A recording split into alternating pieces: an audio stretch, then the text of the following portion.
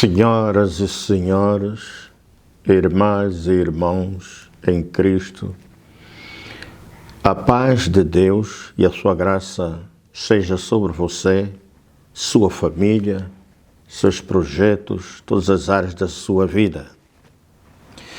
Nós temos abordado, e é um prazer estar a partilhar convosco a palavra de Deus, coisas relacionadas com Deus, a Sagrada Escritura, e nós temos abordado temas muito importantes, primeiramente para mim, e depois para quem está interessado ou se interessa pelas coisas de Deus. Nós falamos em vídeos, mensagens anteriores, sobre o desafio de Cristo e falamos sobre a importância de ajustarmos o nosso vocabulário, o vocabulário de Deus, melhorar a fala e ajustá-la àquilo que Deus fez-nos a imagem conforme a sua semelhança e der-nos a fala e a linguagem para falarmos conforme Ele fala, chamando as coisas do mundo espiritual à existência. Falamos sobre, e estamos a falar sobre como Deus faz a cena para mudanças. E é um tema que vamos prosseguir hoje e falamos acerca de dons. No vídeo anterior falamos de dons espirituais, dons naturais, e falamos sobre a essência do homem, que nos últimos tempos temos assistido pessoas a renunciarem ao seu centro da personalidade, a sua alma, ele como humano, e no lugar da alma humana está a manifestar-se a alma animal, e as pessoas ao redor do mundo assistimos isso, assim como foi com Nabucodonosor, e vemos que Satanás está a levar o homem a um nível muito baixo, humilhante, aquele que Deus o exaltou quando fez a sua imagem conforme a sua semelhança. O apóstolo Tito, ou seja, o apóstolo Paulo escreveu a Tito o seguinte, no capítulo 2, versículo 6 a 8 e o versículo 11 a 13. Aconselho também os homens mais jovens a serem prudentes. Você mesmo deve ser em tudo um exemplo de boa conduta. Seja sincero e sério quando estiver ensinando.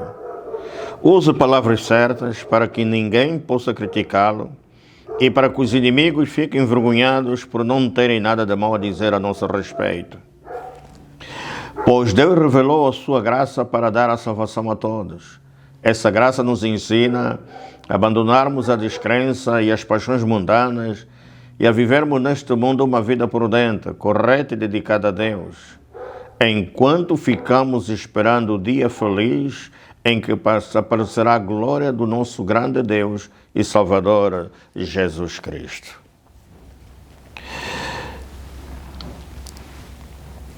O título da mensagem de hoje é o seguinte: Como Deus faz a cena para mudanças. E o subtítulo é Dons e como servir a César. Eu vou para Daniel, capítulo 1, versículo 3, em que o rei Nabucodonosor disse o seguinte ao seu chefe dos eunucos. E disse o rei a Apenaz, chefe dos seus eunucos, que trouxesse algum dos filhos de Israel e da linhagem real e dos nobres. E ele descreveu no versículo 4 a qualidade desses mancebos. Ele diz mancebos em quem não houvesse defeito algum, formosos de parecer, instruídos em toda a sabedoria, sábios em ciência, entendidos no conhecimento, e que tivessem habilidades para viverem no palácio do rei, a fim de fossem ensinados nas letras e na língua dos caldeus. Nós estamos vindo a falar acerca do que Deus fez de nós em Cristo Jesus e fez por nós, e nos deu como direito de herança e de total participação em Cristo. E temos dito que nós somos reis e sacerdotes, consagrados por Cristo a Deus, o Pai, para reinar sobre este mundo, sobre esta terra. Somos sacerdócio real. E já falamos nas menções anteriores o que é um sacerdote e o que é um rei. E diz Apocalipse 1, no seu versículo 5 e 6 o seguinte: e da parte de Jesus Cristo, que é fiel testemunha, o primogênito dos mortos, o príncipe dos reis da terra, aquele que nos abre no seu sangue lavou dos nossos pecados e nos fez reis sacerdotes para Deus e seu Pai, ela glória e poder para todo sempre. Amém. E se formos a 2 Coríntios, capítulo 12, versículos 7 a 10, nós vamos encontrar o seguinte, mas eu gostaria de ir 7 a 10. 2 Coríntios, capítulo 11, versículo 7 a 10, em que Paulo, depois que recebeu grande revelação de Deus, o inimigo, agente de Satanás, apareceu para esbofeteá-lo, para que ele não se exaltasse pela excelência das revelações. E ele clamou a Deus, orou a Deus 3 vezes para que afastasse este inimigo, se desviasse dele. E a resposta de Deus no versículo de Jesus, no versículo 9, foi o seguinte: a minha graça te basta, porque o meu poder se aperfeiçoa na fraqueza. De boa vontade depois me gloriarei das minhas fraquezas, para que em mim habite o poder de Cristo. Pelo que sinto prazer nas fraquezas, nas injúrias, nas necessidades, nas perseguições, nas angústias por amor de Cristo, porque quando estou fraco, então sou forte. E eu vou recuar em Romanos, capítulo 5, vou ler o versículo 17, que diz o seguinte: porque se pela ofensa de um só a morte reinou por esse, muito mais os que recebem a abundância da graça e do dom da justiça reinarão em vida por um só, Jesus Cristo. O que é que isso nos diz? Precisamos entender essas verdades bíblicas. Se por Adão entrou o pecado no mundo, a graça, a justiça veio por Cristo. E nós recebemos abundante graça, que significa o presente divino de perdão, que nós não merecíamos, um favor imerecido. E recebemos a abundância do dom da justiça, quer dizer a absolvação dos nossos pecados, para que por Cristo, por Ele, por causa dele, reinemos em vida aqui na terra, como reis e sacerdote que fomos consagrados por Cristo a Deus o Pai. Muita gente, muito cristão, ele está ocupado e preocupado com os acontecimentos mundiais. Alguns até pedem para Jesus Cristo vir já na sua segunda vez para arrebatar a igreja.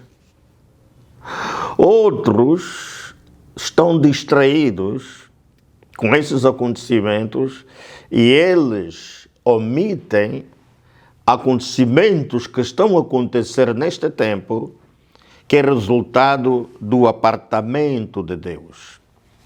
Quer dizer, do afastamento de Deus, que resulta em abandono e em entrega às concupiscências, quando Deus não é honrado. E nós estamos a ver e a assistir e a testemunhar neste mundo acontecimentos que são resultado do apartamento de Deus, ou seja, do afastamento de Deus. E Deus abandonar pessoas, nações, povos, como resultado da sua teimosia em, no lugar de Deus, adorar e servir deuses. E é sintomático vermos isso neste tempo. E, por conseguinte, até cristãos filhos de Deus omitem cumprir com seu dever e com suas obrigações face à aliança que Deus os fez entrar com Ele. Porque Deus sempre tratou de usar quem Ele chama, quem Ele escolhe, para manifestar-se aos homens neste mundo. Nós somos, conforme Daniel, Sadraque, Mesaque e Abednego, nós pertencemos a uma linhagem de nobres, a uma linhagem de reis, como está escrito, e acabamos de ler em Daniel 1, da linhagem real e dos nobres, porque nós somos reis e sacerdotes.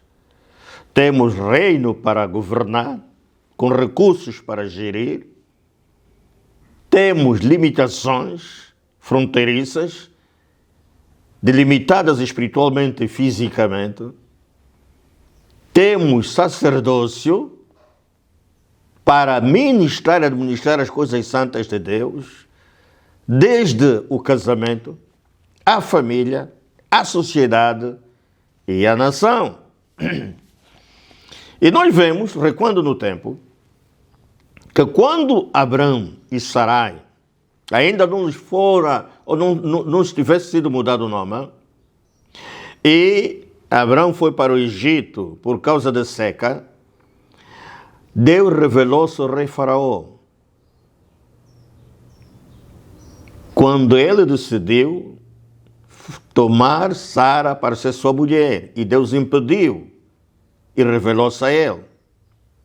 Depois que Deus mudou o nome Abraão e Sara para Abraão e Sara, de Abraão e Sarai para Abraão e Sara, e Deus ter operado mudança, transformação dos seus corpos para que pudessem conceber Isaac e a promessa ser materializada, o rei Abimeleque, rei de Gerar, viu a beleza de Sara e quis ela por esposa, e Deus também manifestou-se a ele, dizendo que iriam ser castigados, punidos severamente, se ele tocasse a mulher de Abraão, que era mulher de profeta, casada. Você encontra isso em Gênesis 20, Gênesis 26, versículos 1 a 7. Com Moisés e Israel, também assistimos Deus a revelar-se a povos e nações, reis, desde a saída da escravidão do Egito e ao longo da sua marcha em direção a Canaã, a terra da promessa. Depois encontramos José, Sadraque, Mesaque, Abednego e Daniel. E Deus revelou-se aos reis, medio-persas, a Nabucodonosor, revelou-se ao seu filho, revelou-se a Ciro, entre outros. E Deus continua a querer revelar-se. Por isso ele chamou Paulo, ele comissionou Paulo para levar o evangelho ao povo judeu, hebreus, para levar o evangelho aos palácios, ao rei, para dar testemunho de Cristo a estas pessoas. Então nós vemos que Deus sempre ungiu, depois que chamou, escolheu, separou, capacitou e enviou. E temos José. Começamos por José. Em Gênesis 39, versículos 1 a 6, depois de muitas tribulações e ser vendido terras do Egito, José foi vendido a Potifar. E Potifar pô-lo ao seu serviço. E o testemunho de que Deus teria que se revelar foi que ele delegou a José a gestão de todas as suas coisas. porque ele observou, recebeu o testemunho que Deus era com José. Você vai encontrar em Gênesis 39, versículos 1 a 6. Depois, no capítulo 40 de Gênesis, vemos José injustiçado numa prisão. Mas também Deus era com ele e pô-lo acima dos outros, como líder, chefe dos outros prisioneiros.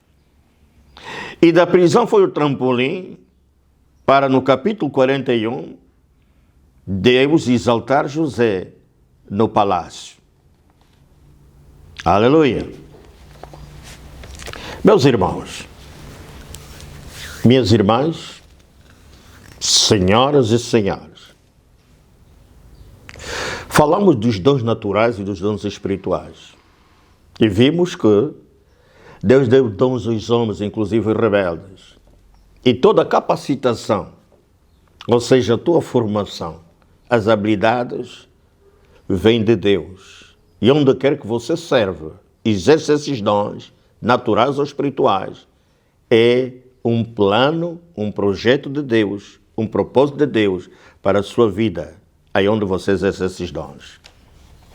E nós vemos que, assim como Daniel, Sadraque, Mesaque e Abednego foram escolhidos para servir o palácio, José, qual foi o seu primeiro palácio? O primeiro palácio de José foi a casa de Potifar. E Deus era com ele. José passou a ser gestor de recursos humanos, materiais e financeiros. Ele foi unicamente vedada à mulher de Potifar. Então nós vemos que o palácio de José começou na casa de Potifar, onde passou a exercer os seus dons, responsabilidade na gestão desses recursos. E o que foi que José encontrou neste palácio, o primeiro palácio da sua vida? José encontrou uma mulher adúltera, uma mulher que queria dormir com ele, queria cometer adultério com ele. José encontrou intriga, porque ao rejeitar esta mulher, José disse: farei eu tamanho mal e pecarei eu contra Deus. José renunciou a fazer tamanho mal à confiança do seu chefe, que lhe confiou a gestão de todos os seus recursos, mas vedou-lhe o acesso à sua mulher.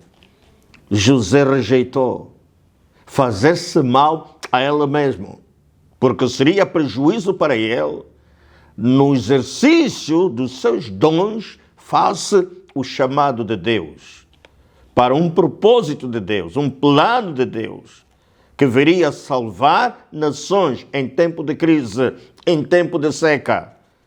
Iria ser usado como uma bênção para que famílias e nações pudessem ser benditas nele. Isto é, a prossecução da ordem da bênção que vinha de Abraão e de Sara, em que seriam benditas as famílias da terra. José não aceitou pecar contra Deus e, por conseguinte, ele sofreu injustiça, acusação, como resultado de intriga que veio desta mulher, adúltera, a esposa de Potifar. Ele foi injustamente levado à prisão. Na prisão, Deus deu-lhe favor ao carcereiro mor, porque também viu que Deus era com ele e abençoado eram as obras das mãos de José. Da prisão, José foi ao palácio principal do rei Faraó, onde revelou o sonho do rei, cuja revelação não foram dados aos agentes, aos servidores de Satanás. E o que foi que José encontrou no palácio do rei Faraó? José encontrou adivinhadores, José encontrou os sábios do Egito, que serviam às trevas. E você vai encontrar em Gênesis 39, versículo 7 a 14, Gênesis 41, versículo 8. Significa que quando Deus nos chama, escolhe, separa, nos capacita, nos envia para exercermos funções servindo a César, que representa uma autoridade civil neste mundo, nós vamos encontrar estas coisas no palácio que começa numa casa, onde você é empregado, onde você é serviçal, que começa na sociedade civil, onde você pode ter um emprego, pode estar a realizar até um negócio e tem sob sua responsabilidade gestores. Você vai encontrar essas coisas nos palácios, nas instituições do Estado e do governo. Aleluia! E nós precisamos estar preparados para isso. Diz aqui, relativamente a Sadraque, Mesaque, Abdenego e Daniel, que eles o servirem Nabucodonosor, Belshazzar, que era o filho de Nabucodonosor, que herdou o trono, e Ciro, eles encontraram no palácio manjares e vinhos que os havia de contaminar. Eles encontraram no palácio idolatria e vícios. Eles encontraram no palácio adivinhadores, sábios, magos e encantadores, astrólogos, caldeus, e também encontraram intriga. Eles não quiseram se comprometer com os manjares e as bebidas do palácio, porque eles estavam a servir um povo pagão, um reinado pagão, cujas comidas e bebidas eram feitas com base nos rituais, com base nas doutrinas pagãs. E eles mantiveram-se fiel à aliança, aos mandamentos. Eles encontraram idolatria, porque foi-lhes imputado a obrigação de adorarem Nabucodonosor quando mandou construir uma estátua, a fim de que todos os povos, nações, ao som da buzina, dobrassem o joelho em adoração àquele ídolo. Mas eles não se vergaram à idolatria, tanto do coração como na prática física. Eles encontraram vícios. Significa que, onde quer que você for e trabalhar, exercer os teus dons naturais ou dons espirituais, você vai se confrontar e vai encontrar essa classe de pessoas. Mas Deus te pôs lá com um propósito no seu plano e no seu propósito para a sua vida. Por que que Deus o pôs nesse meio? E aí começa o problema de muita gente. Filho de Deus. Eu quero que você abra Daniel. Já está aberta a minha Bíblia? E vamos no capítulo 3. Capítulo 3, vamos ao versículo 15. E você poderá continuar até o versículo 30, mas eu vou ler apenas a atitude destes servos de Deus. E diga aqui: